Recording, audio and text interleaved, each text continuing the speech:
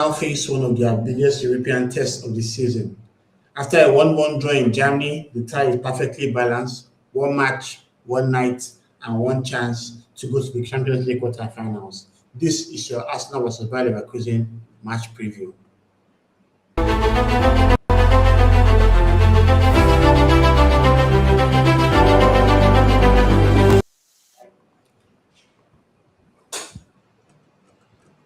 Arsenal fans, tomorrow night hosts a monumental clash for us.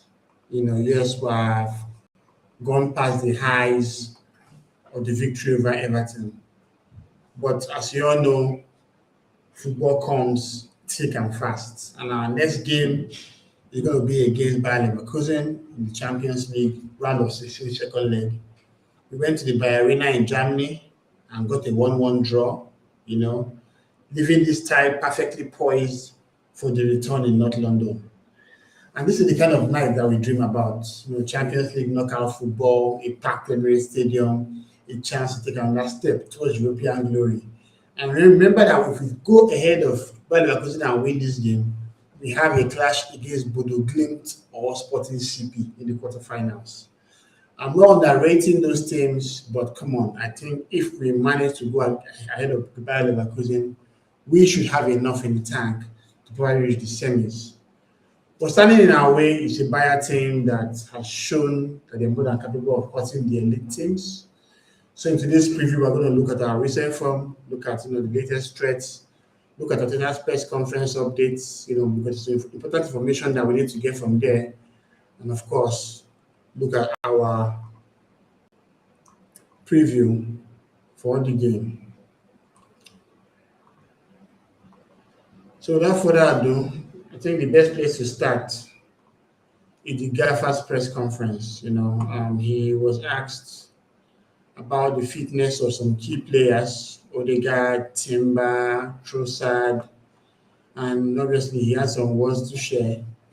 About Odegaard, he said how our captain is really pushing and wanting to be available, but they have to wait and see in the next few days as he trains with the team to see how he feels. Odegaard is someone that has been missed. Yes, his form hasn't been super, if we're being honest with ourselves, but his influence in the middle has been missed. And obviously, he's not going to be available for this game against Bayer Leverkusen.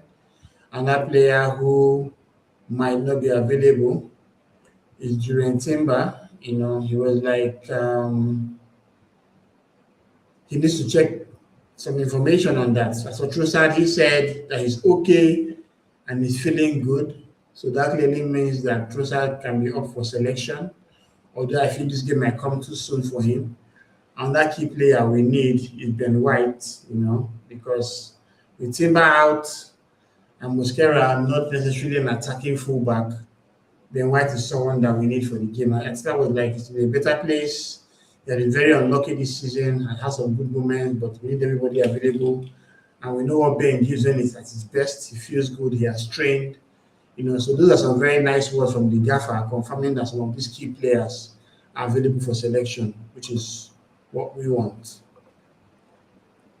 Looking at Arsenal's form, it's been quite encouraging. We've shown our defensive solidity as usual, attacking quality. But yes, the game against Leverkusen was a 1-1 draw. Told us a lot about both sides. Leverkusen started brightly, had that set piece goal they scored. But we actually responded with a very late penalty from Kai Havertz. But we grew into the game with possession. If you look at the game against Everton, Arsenal had the lion's share of possession in that game. But Everton was actually keeping a low block. And eventually in the 89th minute, Victor Gyökeres and of course the exciting Max Daumann got the goals that were required to, give us a 10-point lead ahead of Man City. When they played against West Ham later on in that night, they dropped points to take our lead to 9 points. So we've been causing a lot of teams problems to our build-up play, obviously, but we've shown resilience in how we play. We've gone into our games. But this is knockout football. We have to be very careful because now any potential mistake any player makes has a very, very great effect. In the Everton game, we had loads of control, passed the ball a lot, created a couple of chances. But our maturity came into play because we never stopped going, we never stopped giving up. We kept on probing and pushing up until when we got what we needed, which was the victory. So I'm expecting us now to go into this game with some level of confidence, and of course, that's what the doctor ordered. As for Leverkusen, they arrived in London. The team that is quite dangerous despite their inconsistent recent results. They've had, I think, 4 draws in the last 5 games. The last game they played was quite crazy. It was against Bayern Munich at home. The game ended 1-1, you know, but Bayern Munich had 2 red cards, Nicolas Jackson and Luis Diaz. That was quite crazy, but obviously Leverkusen could not capitalize on that numerical advantage. They like to play aggressive football, they like to press high, they try to transition quickly, rely heavily on their pace and movement. In the first leg, they clearly showed how dangerous they could be when they win the ball in attack, in the midfield. So Arsenal has to be careful not to lose the ball at all because Leverkusen can actually punish us. On the flip side, there's a lot of spaces behind when they push forward, and hopefully our players can exploit those spaces and get the result we need to progress to the quarterfinals. Now, going over injuries and suspensions. For injuries at Arsenal, we have the long-term injury, which is Mikel Merino, who suffered a foot injury while playing for us against Man United. But the more recent injuries, I've seen the likes of Odegaard out for a while since he injured his knee against Brentford. He managed to play against Spurs, but I think he had a relapse or recurrence of that knee injury, and he's still struggling. Of course, you saw Timber who picked up a knock against um, what team was that? Against Everton, and he went straight to the dressing room. Most times when a player has that kind of injury and goes to the dressing room, it kind of makes you very very scared. It's actually a bad injury. What we can do is just hope that he come back soon because we need everyone available for selection. Yes, we have Ben White. Yes, Mosquera has shown that he can actually play in that position as well. But we need Timber as well.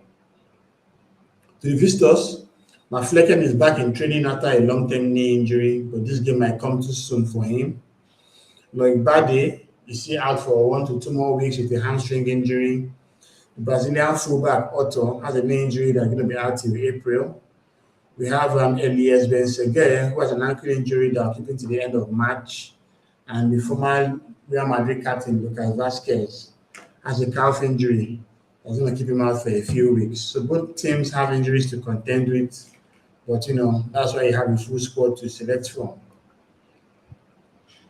Looking at the latest results, Arsenal's last 5 have seen them win Chelsea 2-1. That was the game that set pieces took center stage.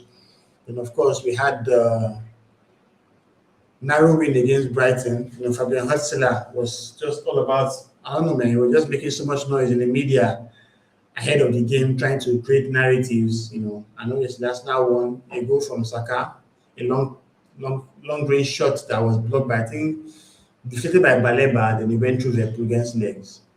And of course, we went to play Mansfield Town in the FA Cup, had a couple of injuries to Calafiori and Trossard in that game. But it's our new signings, Eberechi Eze and Madueke, that got the goals, that put us in contention to the next round that seen us play against Southampton after the international break. And of course, we had the 1-1 draw by Leverkusen before having the 2-0 win against Everton. And for Bayer Leverkusen, they drew 1-1 with Mainz. Jario Kwanzaa scored a very late goal to equalize after Becker had scored for Mainz. And of course, they had the win over Hamburger SV. In that game, Fabio Vieira played, but Lukonga didn't play. It was their youngster, Kofane, that scored the only goal of the game. And that has turned out to be their last win in almost 7. Because since winning Olympiacos, they've lost to Union Berlin, drew to Olympiacos again, and of course had these 4 draws in the last 5. Freiburg was a crazy one. It was a 3-3 draw. There were goals from Grimaldo, Kofane, and Terrier. But the home side had goals from Suzuki, Grifo, and Ginter. Of course, they did Arsenal 1-1. Their captain, Andrich, had a header from a corner kick, while Havertz equalized on the penalty spot. And as I mentioned earlier, they had a 1-1 draw with Bayern Munich. That was a very intense game for them. But what was important was that they managed to get a result. Alex Garcia scored an early goal at 6 minutes, but Luis Diaz equalized for Bayern and kept them and salvaged the draw for the visitors. So right now, Leverkusen is still in sixth place with 45 points in Bundesliga, just 8 games left to go. Right now they're in contention for a conference league place, while Arsenal obviously are on top of the Premier League with 70 points, 9 ahead of Man City. Now looking at the predicted lineups, as you expect, Raya in goal, Hinkapie on the left-hand side, Ben White on the right, with Gabriel and Saliba in the middle. Of course, Declan Rice and Zubimendi are going to play in the central positions with Eberechi Eze ahead of them. Martinelli should start this game because I don't think Trossard will be fit enough to start, while Saka and Gyökeres will complete the lineup. This is a game that we need Saka to step up. He has really struggled in recent times, and all we can do is hope that he's going to get well. Okay, so we have a comment on the chat from Suleiman. Arteta said that Timber's injury is likely to be a matter of days. Okay, this is good. That means that he can potentially make the Man City game. I will need him in that game because Jeremy Doku might cook Ben White if they play. But let's just see whether Timber will be fit enough. That's good news. Thanks, Suleiman, for that update. To Bayer Leverkusen, we have Bestwich in goal, Jerry Kwanzaa, Robert Andrich, and of course Edmond Tapsoba in the centre-back pairing. We have Alex Grimaldo and Puku as the fullbacks, while Alex Garcia and Ezekiel Palacios will play the holding role. Ibrahim Maza and Malik Tillman will be behind Patrick Schick. I think Schick is now finally fit. He might sit ahead of Kofani in this game, and Martin Terrier is injured, and that will allow Tillman to come into the game. Tillman would really, really want to play well because it was him that considered the penalty to Moni Madueke that led to the equalizer. So to keep tactical battle, this match will be decided obviously in the midfield. Declan Rice and Zubimendi will fight hard against the likes of Garcia and Palacios. We must dominate the midfield, we must control the game, and we must really deal with their transition. Leverkusen has very great transition plays.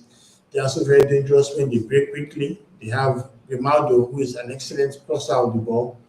You can attest to the fact that he crossed the ball that actually led to a goal in the game against us.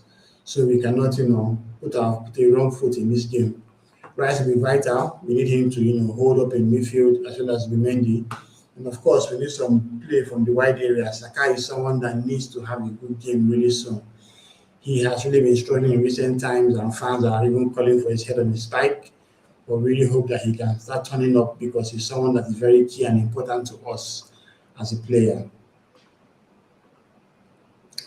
To my match predictions, I think it's going to be a 2-0 win, maybe a goal for Gyökeres and a goal from Saka, which will build his confidence. And Arsenal try to do this ahead of the clash against Man City. This is going to be a very tough match, but we should have enough in the tank to get a victory. No disrespect to Leverkusen, but I think we're good enough to win. All right, guys, so that's the match preview for the Leverkusen game tomorrow. I'm not going to do a watch along for the game because I'm going to be watching it live. I think I'm planning to go out to watch it in the bar. But I'll come back home in time for the match reaction. So I expect the match reaction really late like this, probably like around 11 p.m. or 11:30, because I need to come back home, work on the slides, and do all that.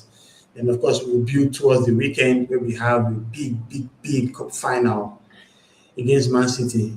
There's so much content to go through. I have a couple of panelists that we used to cook as we do. On Friday, we have an exclusive show. But till then, let's just, be happy about what happened against Everton. That was a good result for us. We're all roads lead to the Emirates tomorrow for the game against Leverkusen. So what are your thoughts? Put your thoughts on the comments below, actually, and don't forget to like and subscribe. We're still on the road to 5K. You guys have been awesome. Thanks for being part of this journey with me. Until tomorrow.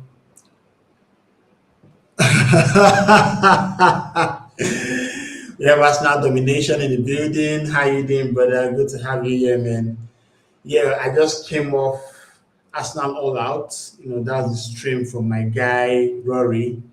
And we, the panelists, obviously cooked as we always do. And there was a very serious debate about Grimaldo. How one of our panelists said, loves Grimaldo and even taking my head of Hinkapie and Calafiori. And I'm like, whoa, we had a couple of opinions in that regard. It's always good to have you on the channel, Dom. Of course, you come around here from time to time. Really appreciate the support as always. And you guys need to check Arsenal Domination. He does loads of shorts, good analytical articles. The guy is like really awesome. All right, fam. I think I'm done. It's almost 12 a.m. here in Lagos, Nigeria. Thanks for being part of tonight's stream. And I'll see you guys tomorrow. Come on, you Gunners.